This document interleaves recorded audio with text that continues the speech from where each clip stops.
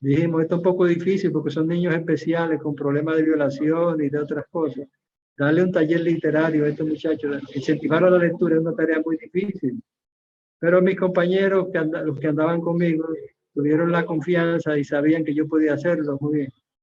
Y hicimos un gran taller, pero qué cosa más triste. Mientras esos niños estaban felices escribiendo poesía y leyendo, haciendo cuentos breves, hasta se lo van a publicar, motivados esos muchachitos con tanta dificultad. Quizás nunca en la vida habían escuchado una poesía, quizás nadie le había hecho un cuento.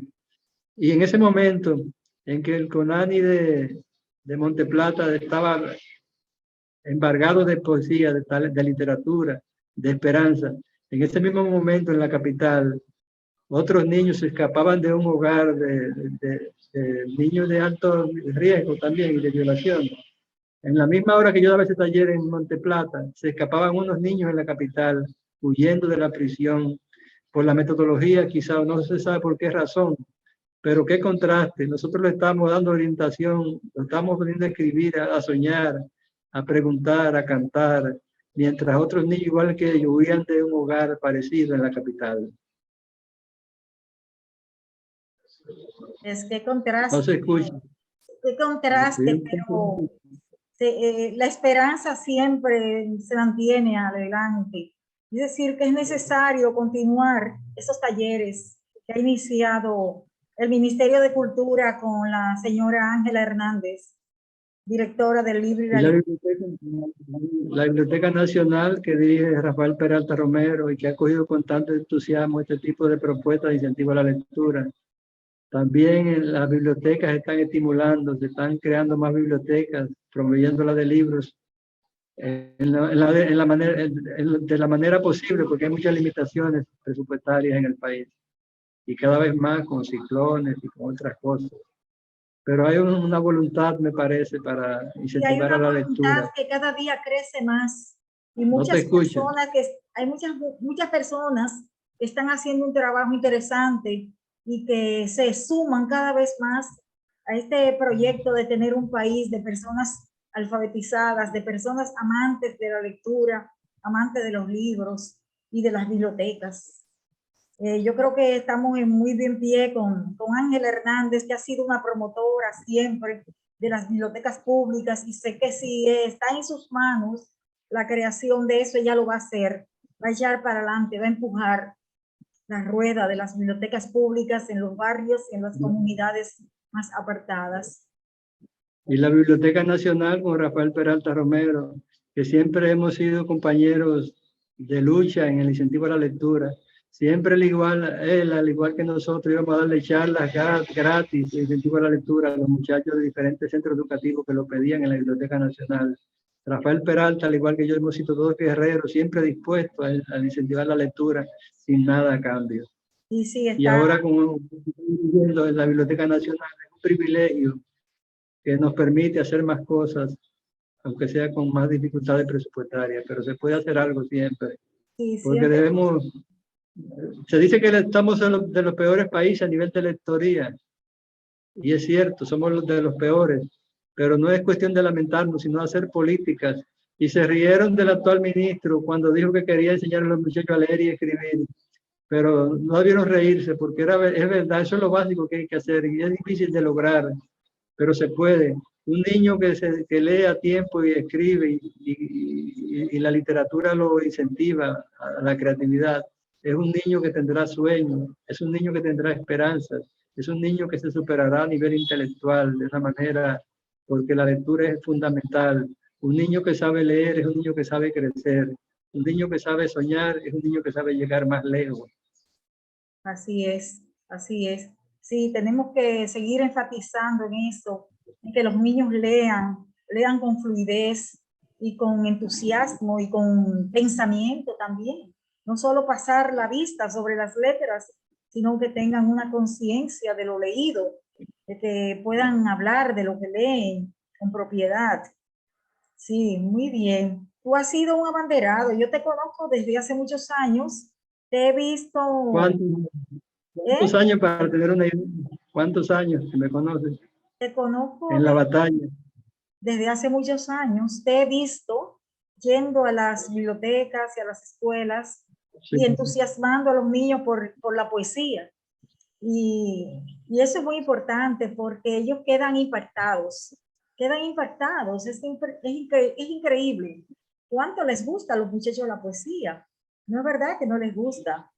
A pesar de que los currículos no se toma en cuenta esto de la poesía, se ha sacado todo lo que tiene que ver con eso, pero hay que seguir Tiene que así. entrar, hay que volver la poesía. Porque también este discurso tan vacío en el arte, en la música de los muchachos, que no manejan quizás 50 palabras y hacen música con esas 50 palabras, se debe en parte al vacío que dejó la poesía. Y decía Silvio Rodríguez en una entrevista hace unos años aquí en Santo Domingo, que el problema de esa música urbana no está en suprimirla, sino en que ayudar a esos muchachos a levantar el nivel cultural para que mejoren sus letras, pero no se deben prohibir, porque quizás esas letras lleguen más lejos que cualquier otro tipo de canción, porque conectan con la juventud en otros países. El hecho es que no sean ofensivas, que no maltraten a la mujer, que fomenten los valores esenciales y que permitan, al contrario, educar.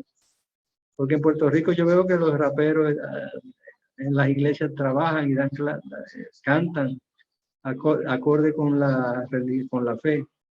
Todo es posible transmitirlo.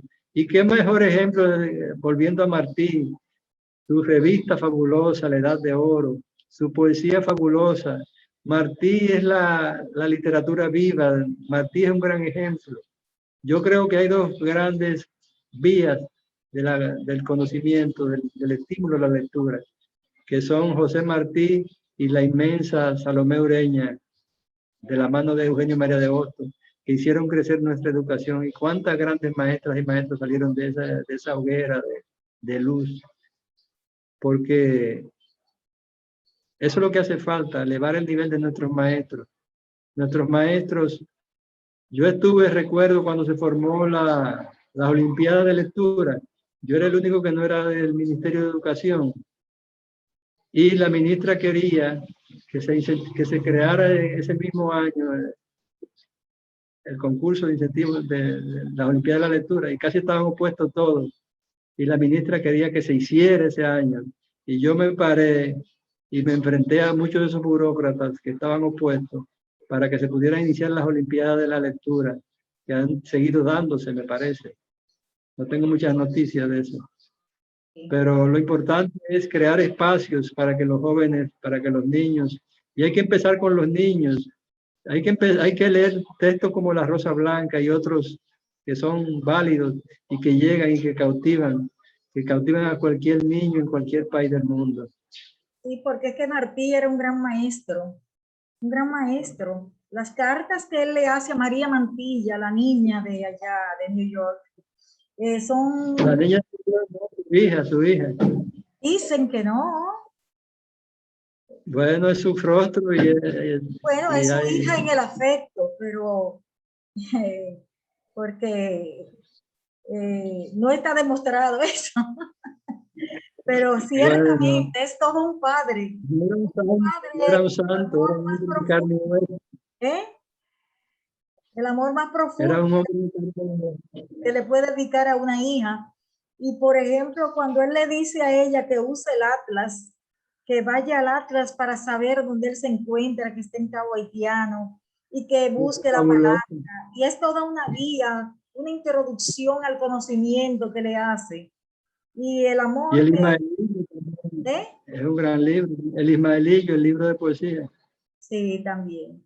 No, no, en Martí encontramos a un verdadero maestro, a un poeta de los versos más tiernos. Por ejemplo, esos zapaticos de rosa, esa es una poesía que singular, conmueve a los niños y conmueve y aunque y los lleva a la ternura, porque tenemos que ir a una pedagogía de la ternura nuevamente. Tenemos que volver, no podemos seguir en este mundo empecinado solo en el tener, en la posesión. Por ejemplo, yo veo niños ahora que sus padres están gastando miles y miles de pesos para un niño de segundo y tercer año de primaria. y esas mochilas muy abultadas, y pienso yo, ¿y qué significa eso? Si después no ves que el niño tiene los conocimientos ni nada de eso, significa nada. Eso sencillamente parece que ser que la educación ha pasado a ser un verdadero negocio en este país. Y esos libros a veces ni los abren, una parte de esos libros, porque no los usan en el aula. No. Y esa mochila tuercen la educación cuando debemos enderezarla. Exacto. Yo creo que la lectura y el incentivo a la lectura y a la creatividad. Yo he dado muchos talleres y conferencias a nivel nacional y fuera del país sobre el incentivo a la lectura. Y creo que aquí hay posibilidades, y más con un ministro como el actual, que tiene bastante conciencia, y yo lo conozco bastante también. Hemos trabajado juntos en otros tiempos. Claro, ahora él es el ministro y yo soy el poeta. Pero tengo fe en que se va a incentivar la lectura, se va a incentivar la creatividad en los niños, porque es que un niño es un diamante, que tú lo pules, y qué mejor manera de pulirlo que con la creatividad, que te da todo. Sí. Un niño tiene una capacidad mayor de imaginación que un adulto. Sí. Tú le hablas a un niño y es un tesoro lo que tiene en la mente. Sí, y contesta de forma cosas. Sí. Yo por eso hice un trabajo, una experiencia pedagógica muy importante con mi hijo más pequeño, que las cosas que se le ocurrían, que no eran poesía, ni cuentos, ni nada, sino cosas que le salían, ideas. Un día dice, andábamos él y yo, y él dice una vez en la calle, se le cayeron los colores al gato, y una niña chiquita se puso a llorar. Y dije yo, pero esto es poesía, y lo escribí, y lo copié. Y a partir de ahí, cuando decía cosas así, las copiaba, porque la imaginación es lo más grande. Y ese libro que publicamos, basado en ese tipo de incentivo a la lectura, ese libro fue el libro que usamos en la cárcel de Monte Plata hace 2 semanas, y que deleitó tanto a los niños, y que cuando se publicó en la Feria del Libro del 2009, fue el libro infantil más vendido del país, incluyendo los libros infantiles de Juan Bosch. El gato sin colores lo superó. Después se hizo una segunda edición y tuvo también gran impacto, ya la gente se familiarizó con el libro. Y cuando vinieron las inundaciones de esos años, tanto en Cuba como en Santiago de Cuba, como además de Cuba y Haití, perdón, sí, Cuba y Haití, la invasión, mandamos a Cuba, logramos hacer para Haití y Cuba, cambiar en una edición de 3.000 ejemplares, cambiamos 2.000 ejemplares por zapatos para regalarlos a los niños de Cuba y de Haití, afectados por la tormenta. Oiga, eso es un libro de un niño, cambiarlo por zapatos para que no anduvieran descalzos en la tormenta, los niños de Cuba y Haití. En una expedición, un envío organizado por la Universidad Autónoma de Santo Domingo, se hizo eso, con el maestro Nino Fuentes a la cabeza, y otros grandes, el maestro Loco Arantiles, y otros grandes colaboradores, con la idea de apenas un niño, los poemas no, los textos literarios de un niño, convertirlos en zapatos para que caminaran los niños de Santiago de Cuba y de Haití de esa época. ¡Wow! ¡Qué hermoso! No sabía eso. ¡Qué bien! Entonces, Tomás, ¿tú fuiste a la universidad a estudiar educación o letras? Educación, mención letras. Ajá. Y el amor a la educación también te viene de tu padre, que era un gran educador, ¿no? Es decir, que claro, te claro. en un lugar de maestros. Sí, sí. Un gran maestro. Padre. También terminé el periodismo en el Instituto Dominicano de Periodismo. Okay. Creo que el periodismo tiene mucha ligazón con la literatura, el periodismo. De muchas maneras se conecta. Sí, claro. Sí, entonces, tú te has desempeñado en varias instituciones, ¿no? Trabajaste en Corrientes, sí. Y fundaste, tienes una fundación, Fundación Educarte, Educación. Fundación para la Educación, Fundación para la Educación y el Arte, Educarte, que tiene 21 años de creación. Hace 21 años que la creamos. Entre ellos estuvo mi padre, entre los creadores de esa fundación, y también el escritor Rafael García Romero, y yo, por supuesto. Y ha sido una gran experiencia, porque ha surgido una generación de niños, de jóvenes que eran niños en ese entonces, y ya son veinteañeros. Y los talleres que dábamos de pintura con Tropical y la Fundación con Tropical y Corripio en general, la empresa Corripio, las empresas Corripio. Asistían a esos talleres de pintura y literatura y ya son hombres grandes, ya son ciudadanos, ya son maduros, ya han hecho, son una generación que ha pasado, y Educarte los orientó a nivel del conocimiento, a nivel de la creatividad, de la pintura, de la literatura, de la música y de otras manifestaciones como la patriótica, a través de colecciones que hacíamos patrióticas para incentivar a la lectura de esos temas patrios. También a través de la fundación del Corripio, de la editora, que es la más grande del Caribe, sugerimos a la Feria del Libro la publicación de unos cuadernos especiales que se vendían a 25 pesos, y se vendían todo lo que la feria aguantara, todo lo que los visitantes pudieran comprar. Corripio lo tiraban hasta que se agotara el último número y se reeditaban otra vez. Era una verdadera política de incentivo a la lectura, porque ¿quién no podía dar 25 pesos por un libro en una feria del libro? Eso, luego hicimos también otras experiencias con don Mariano Lebrón Sabiñón, los capítulos más bellos del Quijote, que fue el libro más vendido en el año del Quijote. Y hay muchas experiencias que nos ligan a la feria. En la feria duramos 21 años con Educarte, y ya la gente espera, visita el stand, las escuelas lo buscan.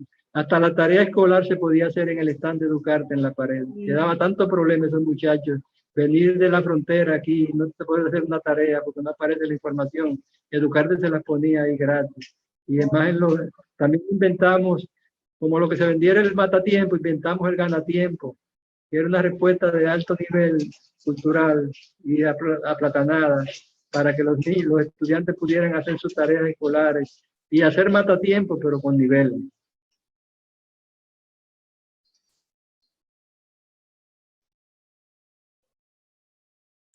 Fue muy, no se escucha. muy educativo esos ganatiempos, Sí. Yo creo que son te divierten y aprenden nuevas palabras, se le enriquece el vocabulario. Igualmente eran patrióticos también, ¿no? Tomabas a los padres de la patria, a las mujeres. Son en valores con los temas con el método que ellos lo usaban, que era el matatiempo, pero en ganatiempo superamos el matatiempo. Pedimos más tiempo, pero lo ganamos por el ganatiempo. Ah, qué bien, qué bien. Sí. Por ejemplo, a nivel de la música, lo que te decía ahorita de que no es condenar a la música urbana, sino hacer que mejoren las letras, que eleven las letras. Lo que Rodríguez. Nosotros hicimos una experiencia grande en el año del Quijote, que fue crear el disco, un audiolibro, Don Quijote sin la Mancha, llevando a la música urbana parte del Quijote, mezclándolo con boleros dominicanos, mezclándolo con merengue, mezclándolo con diferentes ritmos. Y los muchachos podían montar ese disco y hacer el Quijote aplatanado en dominicano, de una manera divertida y creativa, como no se ha hecho en México, que se sorprendieron con esta idea, en Colombia, en Venezuela, en Cuba y en otros países que vieron esta propuesta, que merece ser tomada en cuenta. Y en la tan extendida debiera montarse Don Quijote sin la Mancha, a ritmos populares, como les gusta a los muchachos, y lo hicimos hace alrededor de más de 12 años. Ok, qué bien, qué interesante. Cuántas ideas interesantes. Tú tuviste un tiempo fuera del país, viviste en los Estados Unidos. ¿Qué tiempo fue ese? 4 años, sí. Fue una gran experiencia. ¿En qué periodo? Ahí conocí a un grupo de amigos, porque coincidió justamente que el Nacional de ahora, del Grupo Corripio, envió un periodista especial para dirigir la edición internacional del Nacional en Estados Unidos, Nueva York, y mandó al periodista Roberto Marcallé Abreu, que era muy amigo mío y había escrito sobre mis primeros libros. Y yo me aparecí una vez en su oficina con un grupo de jóvenes poetas que vivían allá en Nueva York. Entre ellos el más destacado en el periodismo que se dio, que fue José Carvajal. Y Marcallé le dio trabajo al grupo completo. Escribía en el Nacional, lo que lo conectó a la diáspora con la poesía que se hacía en la diáspora y con la literatura. Franklin Gutiérrez también colaboró, fue un gran colaborador con la diáspora. Pero como me decía hace unos días, él no se valora tanto el trabajo que se ha hecho en la diáspora, pero hay que hacerlo. La diáspora no solamente son unos cuantos nombres que se repiten, sino hay mucha tradición. Para hablar de diáspora hay que hablar de Alexis Gómez, hay que hablar de muchos otros que hicieron un gran trabajo en la diáspora y no se toman en cuenta, han sido como borrados. Yo mismo escribí 4 libros estando viviendo en esos 4 años en Estados Unidos. Fui finalista en el premio Letras de Oro que creó American Express y la Universidad de Miami, entre otros logros. Y sobre todo hice vida cultural con la comunidad dominicana. Formamos talleres, hicimos tertulias también a otro nivel. Y le abrimos el contacto con la comunidad dominicana. Habíamos creado, antes de salir para allá, el colectivo de escritores dominicanos que lo formaban Franklin Gutiérrez, Carmen Sánchez, Rafael García Romero, Juan Freddy Armando y Reinaldo Disla, todos estrellas, como dicen, porque era un grupo sano, sin ataques contra nadie, concentrado en la literatura, en la calidad, en la trascendencia. No sé si dije Carmen Sánchez, que estaba entre los 5. Y fue la primera Premio Nacional de Poesía, la primera mujer. Excelente. Reinaldo Disla, de teatro. Rafael García, Premio Nacional de Cuentos. Sí, sí, Reinaldo Disla, es decir, todo un grupo valioso, porque era un poco difícil trabajar en el César Vallejo, había muchas rebatiñas y yo creo que era lo importante era el trabajo primero y después la diferencia se llevaba sobre la marcha, pero había gente que no entendía eso. Y pasamos al colectivo de escritores y punto, que dirigía, no había director, pero René Rodríguez Soriano. René Rodríguez Soriano, era de ese grupo. Le hicimos lo mismo. Él era prácticamente la cabeza, también estaba Raúl Bartolomé, Aquiles Julián y otros. También estaba el de la Biblioteca Nacional, Pedro Pablo Fernández, estaba en ese grupo. Rafael Peralta Romero estuvo brevemente también. Y yo, que era el más joven del grupo, sí. No te dije, volviendo al más joven, no te dije que antes de que el taller César Vallejo, vamos a hablar de eso, o tú me digas. Sí. De la del Vallejo. Y ya ese otro momento. Qué interesante, qué bien. Entonces, ese interregno, cuando llegas a Estados Unidos, te ubicas en Nueva York, y haces una vida cultural intensiva también allá, intensa, te juntas con todos los poetas y escritores. ¿Y cuándo tú publicas tu primera obra? En ese grupo, antes de contestarte esa pregunta, había otro grupo que lo encabezaba Viriato Sención, el famoso autor de la novela Los que falsificaron la firma de Dios, y que también me quería mucho. Y, ellos tenían diferencia con el otro grupo, pero en el caso mío era especial, yo era amigo de los dos grupos, no sabía. ¿Qué me decías? Que tuviste tu primer libro, ¿cuál es el título de tu primera obra? Bueno, yo, Rafael García Romero y yo fuimos los dos autores que publicamos primero del taller César Vallejo, primero autor en publicar. Tú publicas ya después que estás en el taller literario César Vallejo. Entonces tú eres de los fundadores, del taller literario César Vallejo, de la UAS. Fundador y directivo. Directivo, junto con Bien. Julio Cuevas, Bray, Juan Byron fue el primer coordinador. Juan Byron el coordinador y nadie mejor que él, porque era tan vallejiano como Vallejo, como el mismo Vallejo quizás.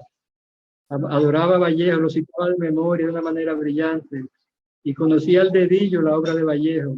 Nadie mejor que él pudo ser el primer coordinador de ese taller. Qué bien. Y de las mujeres tenemos a Ilonka Nacidit, perdón. No, Ilonka no fundadora, Ilonka vino en la segunda etapa. En la primera etapa estaban Mayra Alemán, eran pocas, Dulce Ureña. Marianela Medrano, no. No, y Marianela del grupo que yo creé en Santiago, La Peguera, en Bonao yo creé el grupo La Peguera, con Marianela Medrano y otro grupo. Miriam Eso Mejía. es otra historia. Ok. Qué bien. Pero este grupo formó parte del Departamento de Extensión Cultural de la UAS. Ahí es que nace, ¿no? sí. Miriam Ventura estaba también en el grupo, venía de la parte alta y fue una gran gestora en el taller del Vallejo. Hay que destacar este caso también. Una buena poeta, vive en Estados Unidos y está un poco retirada por dolencias de salud, pero es una gran activista cultural que tuvimos en el Vallejo también. Así que las mujeres eran pocas. ¿En qué fecha nace exactamente el taller literario César Vallejo? El 13 de enero del 79. Okay. Pero antes de eso ya hubo una reunión 3 meses antes en la UAS, organizada por Mateo Morrison, en la que participamos un grupo, sobre todo la gente del MSU, la sesión de literatura, que eran los mismos que Juan Byron, Julio Cuevas, Mateo Morrison. el mismo Miguel Jiménez, Miguel Antonio Jiménez es de ese grupo. Ok, interesante. El taller fue... Es decir, del grupo del MSU sale un grupo muy sustancioso que le da mucha vida al Vallejo. Y yo recuerdo que ese dato no se dice, que unos 3 o 4 meses antes de tomarse el taller, hubo un encuentro preliminar en la Dirección de Difusión Cultural, en el que participamos unos 12 personas de los poetas, entre los que estaba Juan Manuel Sepúlveda y los ya citados. Ese dato es importante porque eso fue 3 meses, 4 meses antes. Luego, 2 meses, un par de meses antes, yo estaba muy ligado a la Asociación de Amistad con Nicaragua. Yo era el encargado de cultura, aunque era un estudiante del liceo. Estaba con Moisés Blanco Genao y ese grupo de gente pesado del periodismo. De izquierda. Sí, pero fue una experiencia. Entonces, hicimos una actividad en Bonao 2 meses antes de formarse el Vallejo, con el exiliado nicaragüense Walter Álvarez y otro que no recuerdo el nombre, que eran amigos míos a través de la Asociación de Amistad con Nicaragua. Yo quería dar un recital, que diéramos un recital en Bonao. Y ese fue el primer recital del Vallejo que se hizo en Bonao. Ahí estaba hasta Fausto Rosario Adama en el público, que nos ayudó porque estaba muy ligado a nosotros en esos tiempos. Muy bueno, Fausto. Y la fecha es el 13 oficial, es el 13 de enero de 79. Ok, sí, en ese tiempo había un taller más duradero de la literatura dominicana. Todavía este jueves 29 voy a presentar el libro de una nueva miembro del taller César Vallejo. Un libro muy interesante y creo que nacerá una nueva poetisa dominicana con ella, poeta y pintora, con prólogo de Miguel Antonio Jiménez y la presentación de quien les habla. Así, 2 directores del taller de Vallejo, los 2 directores que tenemos más tiempo ligados al Vallejo, dando a luz un nuevo talento. ¿Cómo se llama? Por cierto. ¿Cómo se llama ella? El nombre es un poco complicado. Indira Satoshi. Ok. Bueno, pues estaremos atentos a esta nueva poeta. Qué bien, qué bueno. Es decir, que tú te mantienes siempre trabajando, siempre has mantenido ese activismo. Sí, sí, yo recuerdo que en el año 1979 aquí se le dio mucho apoyo a la revolución sandinista e inclusive fueron muchos a la siembra de café y allá en los campos de Nicaragua. ¿Eh? José Antonio Bobadilla, el poeta José Antonio Bobadilla daba clase en la Universidad de Managua como Sí, parte del intercambio. Hubo hubo, un poeta también, un taller que se fue a Nicaragua, entonces medicina estudiaba, y fue a estudiar, a dar ayuda a Nicaragua. Es decir, como decía José Mármol en una conferencia que dio con Medardo Serrata, realmente la Revolución Cubana influyó, era el modelo de talleres literarios que había, que seguimos nosotros, como todos los grupos llamando a la revolución, llamando a tomar las armas, que los poetas tenían que hacer la revolución, pero todos se tiraban a los poetas y los novelistas y los cuentistas, nada. El poeta tiene que hacer, entonces ese esquema está un poco difícil para nosotros. Y hubo un acercamiento mayor hacia la revolución sandinista que hacia los cubanos, mucho más. Incluso se hicieron concursos literarios. El último universitario concurso que se hizo fue dedicado a la revolución sandinista, un libro mío que ganó el premio de la universidad. También fuimos invitados después que vino el triunfo de la revolución, por el Ministerio de Cultura, encabezado por Ernesto Cardenal y Rosario Murillo. Quiero decir que la vicepresidenta de Nicaragua, Rosario Murillo, es poetisa y nosotros estudiamos un libro de ella que yo conseguí a través de la embajada. y la Y esposa de el Daniel acercamiento, Ortega. cuando el cardenal volvió aquí ya siendo ministro de Cultura, me llamó el embajador de Nicaragua y me dijo, mira, el padre quiere que te reúnas con los poetas jóvenes de los talleres dominicanos. Y yo convoqué una reunión con Ernesto Cardenal en la embajada, al que asistió Diomedes Núñez, Juan Freddy Armando, Wilfredo Rijo, Rafael García Romero, Carlos Márquez, entre otros, y yo, Miguel Jiménez también estuvo.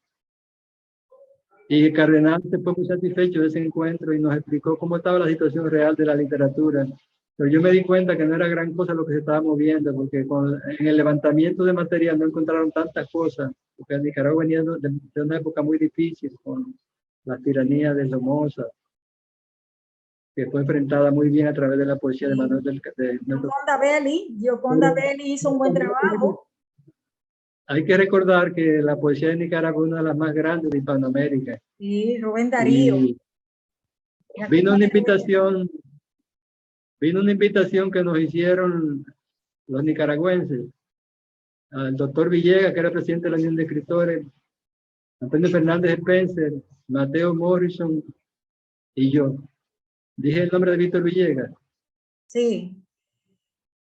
Yo no pude ir a esa reunión, no pude asistir, ni Villegas, solo fueron Antonio Fernández Spencer, que era muy conocido en Nicaragua por su tiempo, su época en España, que coincidió con grandes poetas nicaragüenses.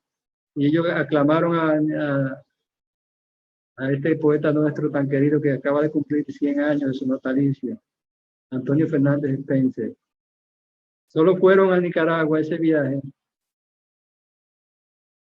Mateo Morrison y Antonio Fernández Spencer. Yo estuve al ir, pero preferí publicar, con el dinero que tenía, preferí publicar mi libro, Amor a quemarropa. Pero me cuenta Mateo Morrison que en ese desayuno, ese almuerzo que organizó Rosario Murillo, la actual vicepresidenta, él dijo, hubo unos cuantos que no pudieron venir por algunas improntas económicas, pero si hubiéramos cubierto los pasajes, debió decirnos. Y estaba, según Mateo, oye, esto, el ejército sandinista, esperando al director del taller César Viejo de la UAS para leerle poesía al ejército. Oh. Y se quedó una mesa con el nombre de Víctor Villegas y de Tomás Castro. Wow, que no pudieron ir. Que no fueron. ¿Por qué fue que no fue Víctor Villegas? Era una situación muy delicada en esos tiempos. Sí, Incluso ese viaje le creó dificultades posteriores a nuestro querido Mateo Morrison. Con el tiempo la superó. Porque había hecho celo a nivel de Estados Unidos y sí. dijeron que eso prácticamente era, que si estaban pagándole con esa invitación la ayuda de la República Dominicana a los sandinistas. Y eso fue grave. Oh, sí, sí, eran tiempos muy difíciles, ¿no? Hay que contextualizar la época. Sí, tiempos muy difíciles. Imagínate, Neto Cardenal, después lo vi en Puerto Rico y en Colombia, nos vimos, y en México. Y yo le recordaba siempre la frase que él dijo en aquellos tiempos, que cuando fue a Bonao, el pueblo se tiró a la calle y dijo, los dominicanos son el pueblo más sandinista del mundo. Nosotros somos muy apasionados cuando cogemos las causas, de verdad que sí, y muy solidarios. Qué bueno, Como la sí. poesía de Vallejo, justamente esta etapa revolucionaria que tuvo en principio fue superada y el taller realmente el gran mérito que tiene para mí es que fue una poesía de la diversidad, que cada quien escribía, si quería escribir poema de amor, que lo escribiera de amor, si quería escribir poesía social, que lo hiciera, si quería hacerlo metafísica, que lo hiciera. Es que había apertura creativa, aunque la nieguen algunas personas.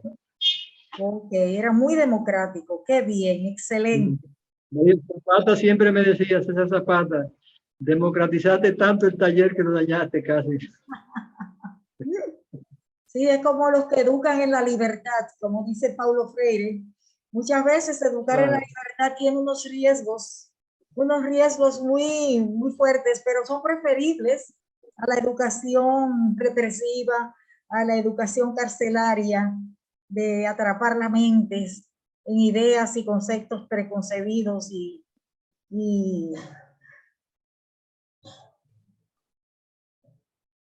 así. Imagínate, decía el mismo cardenal, una vez yo publiqué esta anécdota de la doy, yo tenía una columna en el Listín Diario que llamaba A Quemarropa Así. y publiqué un título un poco provocador, Cardenal merece el Nobel. Oh. Y algunos creían que era el cardenal de aquí y ni leyeron me dijo Nadie uno en lo Costa leyó. Rica, Nadie. me dijo uno en Costa Rica, un diplomático. Yo no lo leí porque vi que decía Cardenal merece el Nobel y era tuyo entonces.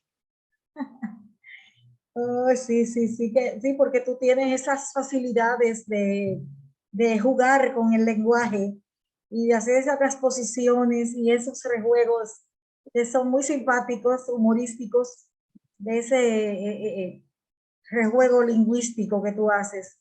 Qué bien, qué bien. Tú eres también amante de la pelota. Te veo ahí que le hiciste un poema a, a Albert Pujols con su home run Albert número Pujol. 700. Y lo escribí lo tenía listo dos días antes del Foro 700. Es decir, ya tú sabías que él iba a marcar el 700, ya estaba en Yo 6.99. me mencioné que quedaba marcado virtualmente en la poesía de manera simbólica. Yo he tratado ese recurso también. Me decía, Diógenes, una vez, yo le decía a León David, mira, en mi libro que hice en Nueva York de poemas personales, hay un poema que te haga un homenaje. Ahora estoy yo preocupado porque tú te burlas de todo, te dijo León David. Sí, Y Pedro Conde, yo voy caminando por el Conde y me lo encuentro. Y me dice, en esos poemas personales que son realmente irónicos, me dice, me dijeron en la cafetería Conde ahorita que no sé, que tú como que te burlas y no te burlas de mí, en un poema. oh, No, qué tú eres un bien. gran crítico, tú tienes que leerlo. Esa Es que no capacidad, sé si te me gusta o no. Estaba, y dijo Diógenes Céspedes, me dijo, te has burlado de todo, solo falta que te burles del cardenal. Y ay, el cardenal es mi amigo. ay, ay, ay, qué bien, qué bien. Pero es una larga trayectoria que has tenido, muy interesante, y has hecho grandes aportes a la educación, a la cultura, al arte. Tienes que sentirte muy satisfecho, muy feliz de ser ese recorrido tan intenso y tan exitoso. Sí, definitivamente. Debes sentirte muy feliz. Eres un bestseller. Amor a Ropa se ha editado 15 veces. ¿Qué otro poemario Sí, que no de puede República Dominicana, a excepción este, de los libros de Juan este fue Bosch, en el año, se ha editado tanto en el como año En el año 84 fue que se publicó Amor, en febrero del 84. Y ese año se hicieron 3 ediciones y se vendieron las 3. En el Economato de la UAS la gente hacía fila para comprarlo. Eso Y qué es triste fue ver otro poeta importante nuestro, que me reservo el nombre, que retiraba la edición de su libro porque no se vendió ni un libro ese año. no, porque eso, Sí, que es decir, que tú has tenido un buen golpe de suerte y de talento también, porque el título es muy seductor, Amor a quemarropa. Todos quisiéramos tiene tener su Amor a atractivo. quemarropa. Es un título que llama mucho la atención y que ha gustado mucho aquí. ¿No? Muy erótico. Qué bien. Y además, tener el apoyo de ser celebrado por Manuel del Cabral, Si te tuviste Víctor Villegas, un boom, por los grandes, María Lebrón Savillón, sí, recibir el aplauso de los grandes. Y además de la gente del pueblo, que llegaba el libro a una casa y lo leía en la casa entera. exacto. Entera. ¿No? Y Y Juan yo, Bosch, sí, eras amigo de Juan Bosch, de Pedro Mir, de Villegas, de todos esos grandes poetas que ya tenían Marcio Manuel Marcio también. una trayectoria, Viriato Ascensión también. Es decir, que es un boom que se da en un momento histórico. Y qué bueno que fue así, qué bueno. Y eso estimuló la lectura mucho entre los jóvenes de los talleres. Desde luego. Mucha gente escribir como Tomás Castro, poemas así.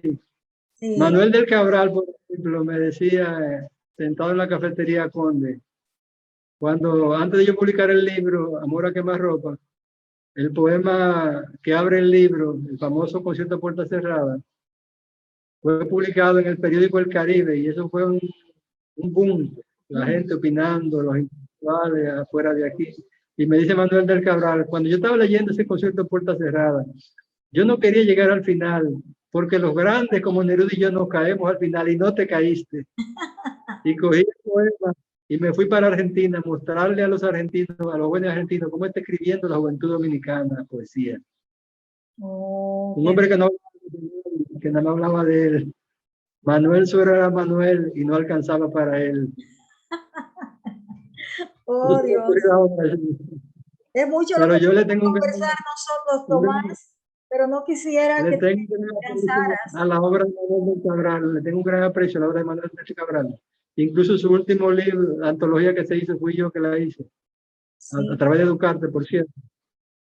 Y hice el prólogo en verso, porque intenté publicar ese poema, déjame ver cómo fue, intenté publicar un poema homenaje a Manuel del Cabral. La revista Beta dijo que no se podía publicar. La comisión me dijo Clodomiro que no era prudente publicar ese poema, era muy atrevido. Oh. Y se lo di a José Antigua para la última hora. Y también le prohibieron publicar porque la familia se podía ofender porque el poema era muy atrevido. Entonces yo lo puse de prólogo en el libro homenaje que le hice a la antología de Manuel del Cabral. Y se llamaba en principio, ante el cadáver de Manuel del Cabral enterrado vivo en la poesía, era el título. Entonces lo mismo, le quité cadáver y puse ante Manuel del Cabral enterrado vivo en la poesía. Ay, Dios. Y es un poema muy intenso, de mucha altura, que simplemente el título lo confundió. Mi segundo libro, te voy a decir.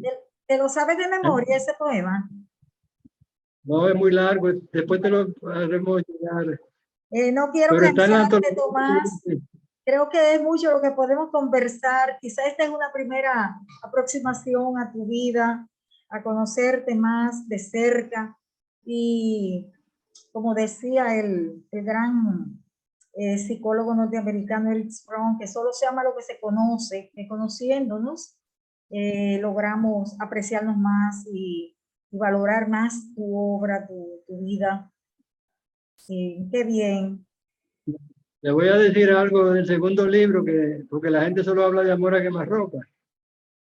Mi segundo libro, el final de mi segundo libro, Entrega Inmediata y Otros Incendios, es la última parte que era originalmente Amor a quemarropa, que son unos poemas al mar.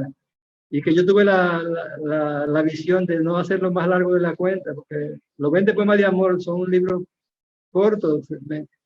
Amor a quemarropa son 64 páginas. Sí. Entonces yo dije, si le pongo esta parte va a quedar un poco largo el libro. También recordarte lo del prólogo de Spencer, que hizo un prólogo más largo que el libro, Solicitud de Felipe Collado. Y Sí. después yo dije, si publico un libro con este prólogo más largo del maestro Spencer, van a decir que el maestro Spencer, y tiene éxito, van a decir que el maestro Spencer me consagró. Me voy sin prólogo. Y el prólogo se perdió por 20 y pico de años.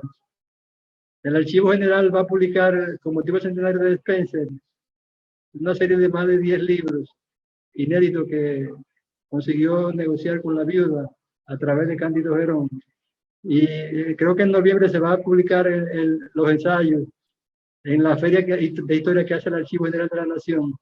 Y ese prólogo que está perdido lo consiguió a través de la viuda Cándido Gerón, que me dijo, el prólogo que va a publicar de Spencer es el ensayo más largo de lo de Spencer que va a publicar el archivo en la feria de la Quedó, historia.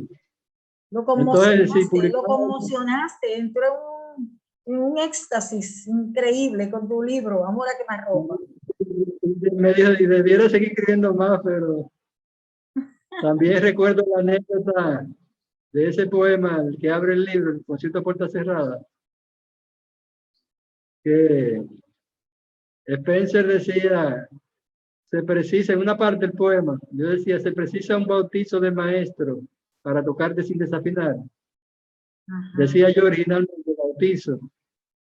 Y dice, y en vez de bautizo, a sugerencia de Rueda, le puse, se precisa una batuta para tocarte sin desafinar. Y me dice Spencer, ¿por qué le quitaste el bautizo? Estaba bien. Porque la batuta es la música que tiene que ver con el sí, pero la del bautizo estaba bien. Ah.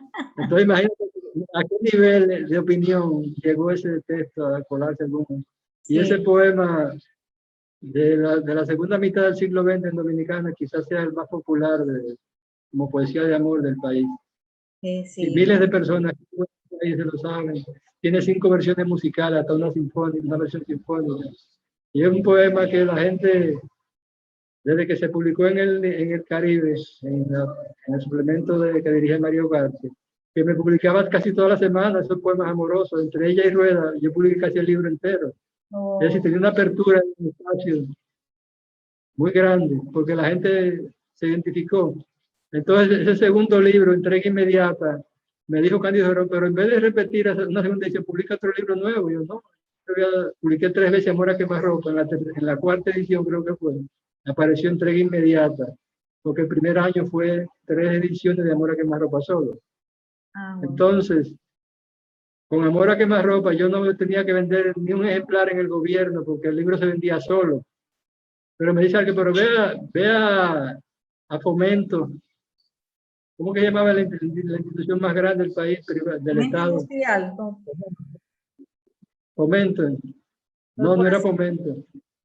La corporación esa famosa del Estado. Corporación de Fomento Industrial. Algo así. Bueno, la idea es que era la institución más poderosa, la empresa del Estado más poderosa. Y me dijo, bueno, déjame ir a Fomento a ver si me compran algunos ejemplares. ¿Y tú sabes cuántos ejemplares me compraron? ¿Cuántos? 25 pesos. Un cheque de 25 pesos me dieron. Esa fue mi compra en el Estado. Yo he debido guardar el cheque, pero no valía la pena. Qué paradójicos somos. Nunca había un libro de Amor a quemarropa. Nunca había un libro de Amor a quemarropa rodando en ningún puesto de venta, ni en ningún lado. Y el que lo prestaba lo perdí. Entonces, otro libro, finalmente, para dejar el diálogo abierto. Con Entrega Inmediata pasó algo parecido, pero llévale a José Cabrera a la presidencia, que era encargado de prensa del Palacio, y como a él le gusta la literatura, llévale algunos ejemplares y te lo compra. Sí. Él le está comprando libros. Y pasó algo increíble, algo que no he contado hasta ahora. No me digas. Cuando el libro llegó al Palacio, y estaba en prensa, en el escritorio del director de prensa, la primera dama vio la portada, que era muy atrevida y que era censurable, yo reconozco. una portada interesante llamó Marcial Mota, que era compañero del Vallejo y pintor. Y ella cuando vio la portada, no estuvo de acuerdo con que el Estado comprara un libro tan atrevido. Y lo censuraron el libro. Y fue sacado del palacio. Y la primera dama censuró entrega inmediata y otros incendios. No me digas. Ese dato no lo tenía. ¡Wow! ¿Y cuál era la primera dama? Ah, Doña Cela Morel, la esposa de Jorge Blanco. Dios la tenga en la gloria. Doña Cela Mera, una dama pinchista que yo después la conocí, porque le hice un libro a su hijo Orlando Jorge Mera, el exministro. Yo le edité el primer libro a él y tuve la suerte de congraciarme con ella varias veces, verla. Era una dama muy exquisita, pero parece que se equivocó porque el libro se vendió en la edición. La religión. La religión y los prejuicios. Los prejuicios es lo peor. Es que las personas tendemos a prejuzgar, ¿Sabe también lo que le pasó a José Saramago con Ensayos sobre la ceguera? ¿Usted sabe lo que pasó con él? La gran sorpresa que él se llevó. No recuerdo. Pues cuando él ve que desde África había muchos problemas de ceguera ya, de salud visual, y mandaron a comprar allá a España millares de libros de ensayos sobre la ceguera de José Saramago. Y él dice, Dios mío, pero ¿y cómo es posible que en África estén pidiendo tantos libros sobre ese libro mío? Ellos pensaban que era un tratado de salud visual, ensayos sobre la ceguera. Es decir, que la vida es tan paradójica a veces, tan fortuita y tan... nos plantea cosas así, porque yo me imagino lo que tú sentiste cuando te prohibieron tu libro. Prácticamente es excomulgada tu literatura por ese título. Soy la primera dama del país, eso es grande, eso es terrible. De casualidad no te llevaron preso, no te pusieron las excusas, te metieron a la cárcel, porque era un gobierno democrático. Pero mira, otro, es muy fácil. Otro caso es el libro Epigramas del Encubrimiento de América. Del 92. Ese es fuerte también. Del encubrimiento de América. Encubrimiento, sí, porque todo fue un encubrimiento. Pero el hermano Mariano Lebrón, el famoso declamador, ¿cómo se llamaba? Mariano Lebrón Señor. Mariano. No, Mariano era el maestro, el académico, es el hermano que era declamador. Carlos. Sí, el hermano, sí. No recuerdo. Carlos. Bueno, ya si es Carlos Lebrón Saviñón. Carlos Lebrón Saviñón. Carlos Lebrón Saviñón me pasó también algo parecido. Cuando él primero me conoce en Ipunto, en una revista que llamaba Los Dalaganarios, va y me ve estábamos haciendo el primer festival de la cultura. Yo era el lado que estaba con Alberto Meléndez. Y él va y me abraza. Qué buen poeta eres, qué grande. Y no eres una poesía vulgar como la de fulano de tal. Yo sí estoy contento, no sabía que era tan buen poeta. Eso fue sin publicar Amor a Quemarropa. Eso fue en una revista que llamaban Los Dalaganarios del grupo Ipunto. Entonces, poco después, varios años después, cuando publiqué los epigramas del encubrimiento de América en el 92, en la Real Quinto Centenario, yo publiqué el libro y él parece que le llegó un ejemplar y dijo, pero ofende al país. Había una guía marginal para turistas oscuras que dice que eso era contra el país, que eso afectaba al turismo que iba a venir para acá, que para aquí. Muy molesto. Y publicó un periódico. Muchos libros que son sacados del Ministerio de Educación porque lo censuran a priori. Publicó un artículo en el Nacional criticándome el libro. Otro me lo reservo, un gran periodista de la radio y del periodismo escrito, también atacó fuertemente ese libro. Incluso Villegas, en una ocasión, en una entrevista que estaba... No sé cómo tú no caíste preso, ¿eh? No sé cómo no caíste preso, porque Oye, la imagínate, idea. en ese tiempo mataron hasta un abogado en las manifestaciones anti, Estaba dedicado al abogado. ¿eh? Y ese entonces vino la situación de que me criticaron fuerte y Villegas me defendió en la radio, ¿no? Tomás Castro, un poeta importante. Yo creo que usted está equivocado, le dije, y dejó de atacar. Pero también doña Mariana de Tolentino, la exquisita crítica dominico-francesa y la eterna amante de la poesía dominicana, viajó a Ecuador, a la Bienal de Ecuador como jurado invitada. Desde que llega, antes de eso, Guayasamín, el gran pintor que estaba dentro del Guayasamín, grupo. ecuatoriano, ¿no?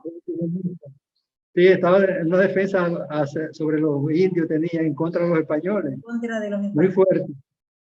Y cuando yo lo conocí en el hostal Nicolás de Obando, vi a Verónica Estación, me dijo Verónica, dale un libro para que lo lleve a Ecuador de los epigramas del encubrimiento de América. Y dice Guayasamín, uno, no, dame tres, para la Casa Guayasamín en Quito, para la Casa Guayasamín en París y para la Casa de Guayasamín en La Habana. Y yo le tuve que dar 3 libros. Y parece que ese libro que cayó en Quito tuvo una gran aceptación como en Centroamérica, con otras vías que llegaron. Y nada más que me dice doña Mariana, desde que llegué a Quito me dijeron, uno de los principales cuadros artistas de la Bienal se inspiró en los epigramas del encubrimiento, un poeta dominicano que le ha encantado aquí. Y el cuadro fue premiado en la Bienal de Quito, basado en los epigramas del encubrimiento de Tomás Castro Burdiez, un pobre poeta que no se enteró muchos años después. Qué maravilla. También. Qué maravilla. Uno no sabe hasta dónde llegan las palabras, como dice la canción. ¿A dónde irán las palabras? Sí. ¿Hasta dónde llegan las palabras? No, Yasamín, que era de la gente más fuerte con el tema del quinto centenario puesto. Aquí estaba difícil. Fueron muchas, y además yo publiqué manifestaciones, murió un abogado, mataron uno, digo uno que se sepa, porque los que no, las organizaciones no gubernamentales hacían manifestaciones en contra del quinto centenario. Y el Foucault del Faro, que vino yo hablo de todo eso. Incluso el poema se publica cuando Balaguer está ya que murió doña Emma. Oye, diciendo el Foucault fue tan grande, el Foucault tan grande que su hermana murió el día de la inauguración. ¿No te recuerdas? No, y que dijo, solo Dios impedirá que yo inaugure el faro, dijo él. Entonces yo hice ese poema, fui demasiado duro con Balaguer, lo reconozco, me cedí. Estoy arrepentido. Ah, bueno, porque pues digo, cuando el faro ilumina, la noche es más oscura. Miles de hombres caminan con su cruz. Bueno, yo te soy sincera, yo no conozco el faro todavía. Yo voy a ir un día de estos a hacer un tour a conocer. No fue lo que se esperaba. No me interesaba conocer el faro. Y cuando ese faro lo prendían, que uno veía esa cruz ahí arriba, y puestos apagones aquí en Santo Domingo, y en San Cristóbal había unos apagones de a veces hasta 3 días. Eso era para uno despreciar al faro ese, al bendito faro. Pero que en realidad el faro fue un proyecto americanista de todos los países de América, pero el encuentronazo, le llamábamos el encontronazo, el desencubrimiento, el encubrimiento y el choque de culturas, le teníamos todos los epítetos. Así es. Eso todo está puesto en mi libro Epigramas del Encubrimiento de América. Y me dijo Héctor Pérez Reyes, que era el consultor jurídico, amigo y fui su editor. Cuando vio todos mis libros me dice, te dejaste llevar del resentimiento, no debiste de ser tan duro con Balaguer. ¿Sabe que mira, yo conocí a ese señor, me envió sus libros, mis dominicanos, con mucho afecto y mucha distinción sin yo conocerlo. Cuando yo Yo estaba soy en la el editor de universidad. ese gran libro. ¿Eh? Yo soy el editor de ese gran libro, Mis Dominicanos, De mis 2 tomos. dominicanos, a propósito, sí, yo los regalé. Un gran Pero libro. muy bueno. Me gustó mucho, me agradó mucho la gentileza y el don de gentes que tenía ese señor. Y finalmente, cuando yo estaba en Corripio, tú sabes que Corripio tiraba los libros de Balaguer. Incluso en esa primera feria que yo estuve, La raza inglesa fue un libro muy vendido. Yo fui el editor de ese libro. Que me dijeron, recuerdo, la portada al presidente no le gusta que le pongan nada blanco. No quiere que no lleva el color blanco. ¿No? Está bien. Y también otra sobre la Grecia Eterna. Fui el editor. Y edité también, ayudé en la edición de los sonetos que publicó. Balaguer no era poeta en el sentido de grande, pero era un poeta que amaba la poesía. Lo que Balaguer más amaba era la poesía, estoy seguro de eso. Y por desgracia no era buen poeta. A mí me gustaron sus poemas dedicados a su madre. Me los leí una vez. La Cruz de Y de Cristal, verdad, la Cruz de Cristal. Yo trabajé ese libro, La Cruz de Cristal. La Cruz de Cristal también. sí, él tenía un amor Entonces, ¿qué demasiado pasa? a su madre. Finalmente, te digo, en ese estado, querían que yo, con Bernal, Charles Dunlo, con Bernal, el director del archivo, cuando el tipo Balaguer, Charles Dunlo, el médico de Balaguer, todos querían llevarme de Balaguer, porque estaba en Corripio. Y yo amablemente no acepté la invitación, No fuiste nunca. porque fue una época de demasiado dolor la que vivimos, todavía uno siendo un niño. Te Y mi dejaste. madre no me hubiera perdonado saber que fui a visitar el Palacio Balaguer. Pero finalmente Fuiste hice, coherente con tus pensamientos, coherente, qué bueno. finalmente hice, a través de Héctor Pérez Reyes, que era el consultor jurídico de la presidencia, y me decía, cualquier expediente es millones, eso es terrible, Tomás. En mi casa me lo decía, es terrible. Y pasó que yo le mandé con Pérez Reyes una idea que le sirvió para producir mucho dinero y me mandó las gracias con la nieta, con la sobrina, que era consultora, consultora jurídica, no, una gran funcionaria. Me dijo, con la idea de tu amigo hemos colectado mucho dinero, gracias. Y poco después mi casa se quemó y no pedí un apartamento, preferí luchar hasta conseguir mi propia casa. Wow. Tomás, yo creo que por esta noche hemos tenido un buen encuentro. ¿Qué te parece si continuamos en otro momento conversando más de tantas cosas, tantas anécdotas que tienes y tantas interesantes Lo que cosas que tienes en carpeta? no puede faltar para despedir este encuentro por lo alto. Vamos a decirte de memoria el concierto a puerta cerrada. Ok, El perfecto. poema que hace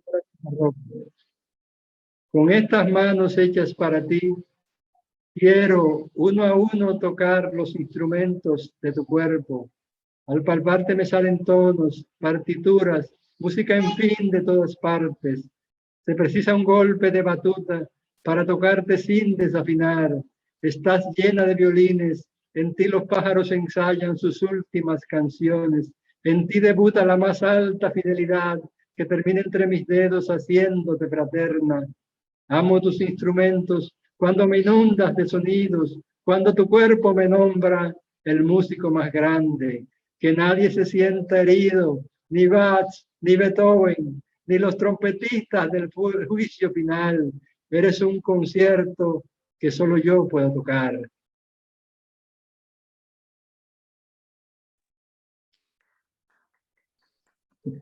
Bravo, muchísimas gracias, Tomás, muchísimas gracias. Buenas noches.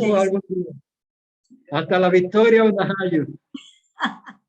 Nos vemos, buenas noches. Bye.